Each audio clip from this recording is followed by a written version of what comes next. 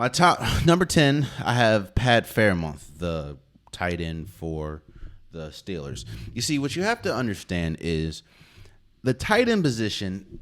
That is such a unique position because there are different tight ends that do different things, and some tight ends are better at others. Like some tight ends are better at blocking. However, the team, they're great for their position because the team doesn't really need them to be a pass catcher like that. They need to be a blocker.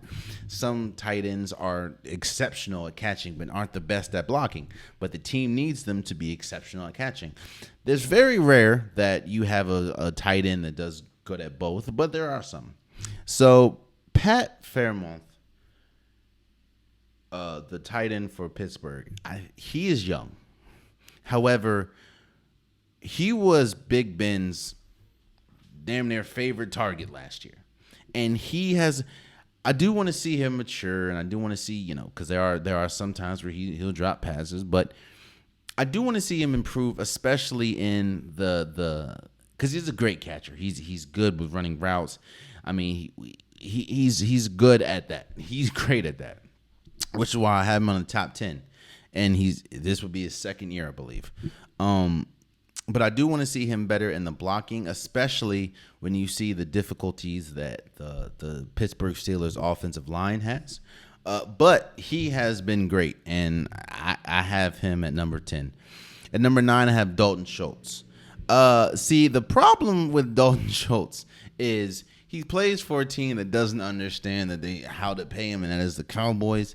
He is very important. I think they're franchise tagging him, but he's very reliable, especially in the end zone. He's one of, I think, the Cowboys' most productive end zone targets. He isn't the best, but he is really good at end zone targets, and he's a big body. I mean, all these tight ends are huge, so he's not the best at blocking, clearly, but he's a good catcher. So I have Dalton Schultz at number 9. Number 7, I have T.J. Hookinson. First of all, shouts out to T.J. Hookinson. He saved me on multiple fantasy football occasions. I'm not gonna lie, he has saved me. But when we talk about red zone targets, he is one of the best red zone targets. Like playing for a bad team in Detroit, he doesn't get a lot of them, but he is one of the most accurate, or he's one of the most reliable red zone targets. That is T.J. Hookinson. He is a little slow, I ain't gonna lie to you, as far as speed. But he's still good. So I have him at number 8. At number 7, I have Dawson Knox. Now, this could be a benefit, or his ranking can be. I think you can put a correlation to him playing alongside Josh Allen. I mean, it's last year, and as it looks like moving forward, it's going to be a pass-happy offense, which is understandable when you have, the Gabriel, when you have Stephon Diggs, when you have Dawson Knox. So that could be a big reason why you see an uptick in his performance. But Dawson Knox was known, like especially at the beginning of the season, he dropped a lot of passes, a lot. However, towards the end of the season, he became one of the best tight ends in the league, and one of the most reliable, not only in the red zone, but one of the most reliable as far as he became, outside of Trayvon Diggs and Emmanuel Sanders, he became one of the Buffalo Bills' best receivers. And I have him at number 7. I just think he's that good. And I think that the improvement of Josh Allen is a there's a correlation to his improvement as far as Dawson Knox. So I have him at number 7. At number 6, I have Dallas Goedert. He plays on a team in the Philadelphia Eagles that didn't succeed a lot in passing the ball last year. And that's no offense to Jalen Hurts, but they just didn't have the targets. And which is why they were the number 1 rushing team in the league last year. However, one of their most reliable players is Dallas Goedert. He he's tough. He's not the best blocker, but he is great at catching the ball. And I mean, being a Washington fan, we see this man at least twice a year. It doesn't get any worse than that. So I have Dallas Goedert number 6. Number 5, I have Kyle Pitts. It doesn't help that you play for a trash team in the Atlanta Falcons. No disrespect to Atlanta, but that is just the truth. The team's not that good. I'll be 1,000% real with you. However, Kyle Pitts, he is one of those players that he is better than what he was projected. You know, coming out of college, coming out of Florida, of course, he was drafted, I think, 3rd. And they knew Kyle Pitts is that dude. But Kyle Pitts was even better his rookie year playing with Matt Ryan than we could have expected. We knew he has wide receiver. He's a wide receiver, just a huge body. Like that's just who he is. Kyle Pitts is tough, and I am interested to see. I think he'll be 10 times better if he played with a better, passing quarterback. And that's no offense to it's not offense. It's true. That's no offense to Marcus Mariota. He's just not he's not known to be a dimes quarterback. So, but Kyle Pitts at number 5, just because of how good he was he was one of the best tight ends last year, and it was his rookie year. It's nothing but up from that, in my opinion. Number 4, I have Mark Andrews. He is Lamar Jackson's favorite target. He is Lamar Jackson's number 1 target, number 1, 2, and 3 target.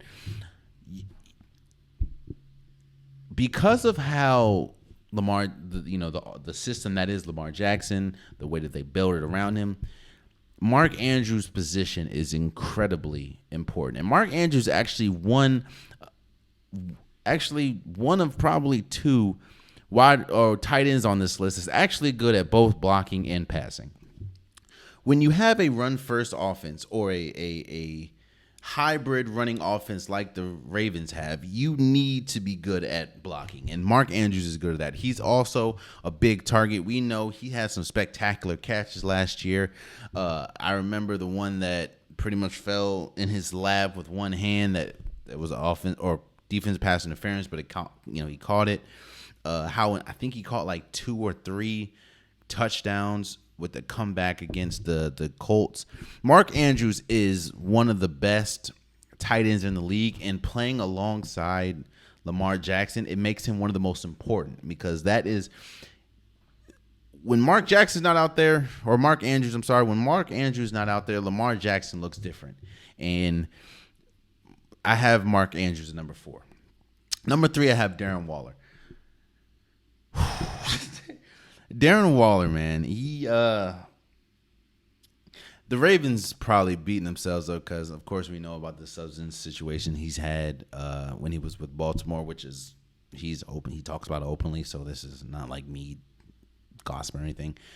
Darren Waller, man, he is a beast. He's one of the biggest reasons, outside of now having Devontae Adams, that a lot of people give the Vegas Raiders a shot this year, at least making some noise, because Darren Waller, his catch radius, his catch ability is huge, and his running after the catch and his ability to shake off tackles and everything is crazy. And if he was able to stay healthy majority of the year, I mean, he was healthy majority of the year. If he's able to stay healthy at the end of the year, I think, and especially against the Cincinnati Bengals, I think that they could have possibly beat the Cincinnati Bengals in the wild card. That's how good Darren Waller is. So I have Darren Waller at 3. Number 2, I have George Kittle. And I know it's crazy to say because he's number 2, but George Kittle, in my opinion, is the most complete tight end in the league, as far as great at catching the ball, great at blocking, after catch. He's good at route running. There's not really anything that he's not good at. And you're probably wondering why he's number 2. The only reason why he's number 2 is because of who I have at number 1. That's just who it is. George Kittle does everything right for the San Francisco 49ers. Now, I am interested to see, how his relationship is with Trey Lance and how if they're able to if they're on the same page, how that looks, seeing as though he had a good rapport with Jimmy Garoppolo.